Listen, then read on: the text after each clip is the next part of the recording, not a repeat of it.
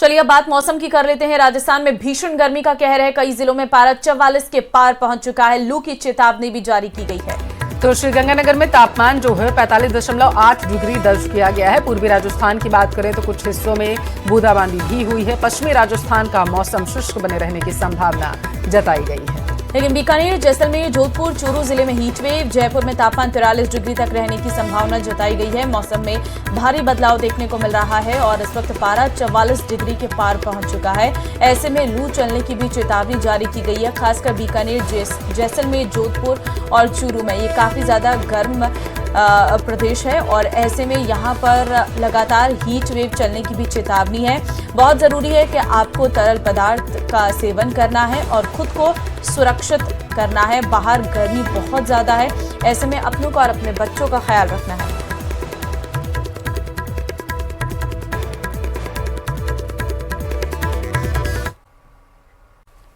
वैसे तो मिलावट की कहानी नई नहीं है, लेकिन पहले दूध में सिर्फ पानी की मिलावट की बात होती थी, लेकिन अब डेयरी और तमाम कंपनियों में खाद्य पदार्थ में केमिकल मिलाने का खेल धड़ल्ले से हो रहा है। घी, तेल, मावा, मिठाई कुछ भी बाकी नहीं रह गया है जिसमें मिलावटखोरों ने अपना हाथ ना आजमाया हो, जिसके बाद अब खाद्य विभाग भी सक्रिय हो गया और ताबड़तोड़ कार्रवाई की जा रही है। देखिए तस्वीरें निकलकर सामने आई हैं ब्यावर, चूरू, झुंझुनू, दौसा से, जहां पर खाद्य विभाग जो है एक्टिव हो चुका है। मिलावटखोरों पर लगाम लगाने के लिए लगातार कार्रवाई की जा रही है। तो शुद्ध आहार मिलावट परवार अभियान के तहत ये कार्रवाई की जा रही है, जिसमें सभी कंपनियों पर छापा मारा जा रहा है, उनके प्रोडक्ट चेक किए जा रहे हैं और कहीं से अगर शिकायत मिलती है तो तुरंत वहां पर टीम पहुंच जाती है। नमूने लिए जा रहे हैं और उसके बाद इसे चेक करने के बाद ही आगे उन प्रोडक्ट्स को मार्केट में लाया जाएगा।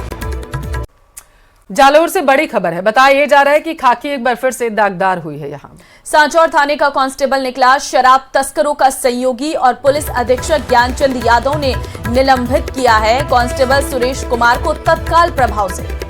देखिए शराब से भरे ट्रक को गुजरात सीमा में प्रवेश करवाने का बेहद ही गंभीर आरोप ये लगाया गया है।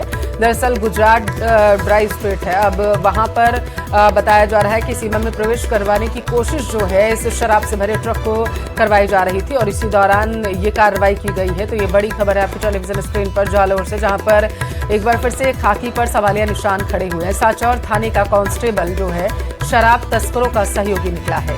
पुलिस अधीक्षक ज्ञानचंद यादव ने निलंबित कर दिया है कांस्टेबल सुरेश कुमार को तत्काल प्रभाव से।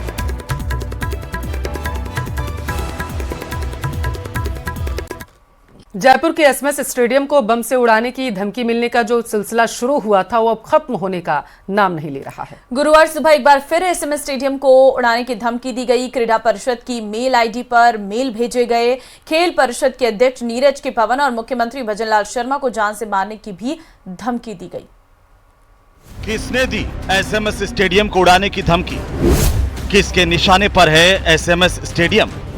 आखिर क्यों नहीं पकड़ा जा रहा है धमकीबाज? राजस्थान राज्य खेल परिषद के आधिकारिक ईमेल आईडी पर धमकी भरे ईमेल आने का सिलसिला लगातार जारी है। गुरुवार को एक बार फिर क्रीडा परिषद की मेल आईडी पर 5वीं बार धमकी भरा मेल आया है। इस मेल को भेजने वाले शख्स ने खेल परिषद के अध्यक्ष नीरज के पवन और मुख्यमंत्री भजनलाल शर्मा को जान से मारने की धमकी दी है। मेल में हत्या के बाद टुकड़े कर ब्लैक सूटकेस में पैक करने की धमकी दी गई।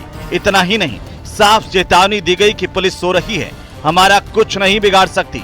आपको बता दें कि इससे पहले 7 दिन में 4 बार जयपुर के सवाई मानसिंह स्टेडियम को बम से उड़ाने की धमकी दी जा चुकी है।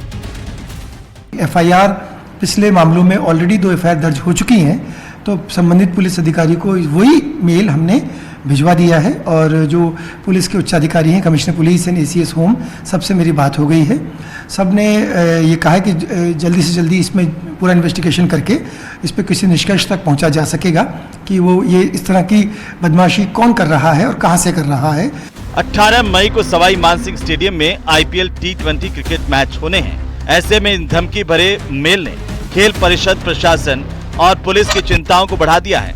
इससे पहले 8 मई, 13 मई, 12 मई और 14 मई को भी स्टेडियम को उड़ाने की धमकी दी गई। 15 मई के मेल में सीएम भजनलाल की हत्या की बात भी कही गई। ये पहली बार नहीं है जब जयपुर को बम धमाकों की धमकी मिली हो। बीते कुछ महीनों में शहर को इस तरह की कई धमकियां मिली हैं। एयरपोर्ट, अस्पताल, हमेशा धमकियों के जरिए निशाने पर रहे हैं। 9 मई को जयपुर मेट्रो को बम से उड़ाने की धमकी मिली थी। 20 फरवरी को एसएमएस मेडिकल कॉलेज को धमकी मिली थी। हालांकि पुलिस और सुरक्षा एजेंसियों ने एसएमएस स्टेडियम को सुरक्षा घेरे में ले लिया है। 24 घंटे लगातार स्टेडियम की हर गतिविधि पर नजर रखी जा रही है। लेकिन सबसे बड़ा सवाल ये कि आखिर ये कौन धमकीबाज है और इसका मकसद क्या है और कैसे धमकीबाजों पर आखिरकार रोक लगेगी। पुलिस के लिए भी और आयोजकों के लिए भी। आयोजकों ने तो जो है सिक्योरिटी बढ़ा दी है, प्राइवेट गार्ड भी जो है ज़्यादा बढ़ाए गए हैं, लेकिन पुलिस अभी तक आरोपी को ट्रेस नहीं कर पाई है। कैमरामैन दिलीप के साथ हितेंद्र शर्मा, न्यूज़ 18 राजस्थान। और सूत्रों के हवाले से ऑपरेशन सिंदूर पर बड़ी खबर यह है कि पाकिस्तान के 11 एयरबेस पर मिसाइलें दागी गई थी। देखिए, सूत्रों के हवाले से बड़ी खबर आप तक पहुंचा रहे हैं। बड़ा अपडेट है, आईएएफ ने ब्रह्मोस और स्कैल्प मिसाइलें दागी थी। भारत ने पाकिस्तान पर 15 ब्रह्मोस मिसाइलें दागी थी। तो ये बड़ी खबर है, भारत ने पाकिस्तान पर लगभग बताया जा रहा है कि 15 ब्रह्मोस मिसाइलें दागी थी। तस्वीरें देखिए निकलकर सामने आई हैं, जो अब सोशल मीडिया पर तेजी से वायरल भी हो रही हैं। सूत्रों के हवाले से बड़ा अपडेट है, ऑपरेशन सिंदूर पर यह बड़ी खबर निकलकर सामने आई है। भारत ने पाकिस्तान पर 1-2 नहीं बल्कि पूरी 15 ब्रह्मोस मिसाइलें दागी थी। पाकिस्तान के 11 एयरबेस पर मिसाइलें ये दागी गई थी और ये जो तस्वीरें हैं ये हम आपको दिखा रहे हैं और ये तेजी से सोशल मीडिया पर वायरल हो रही हैं।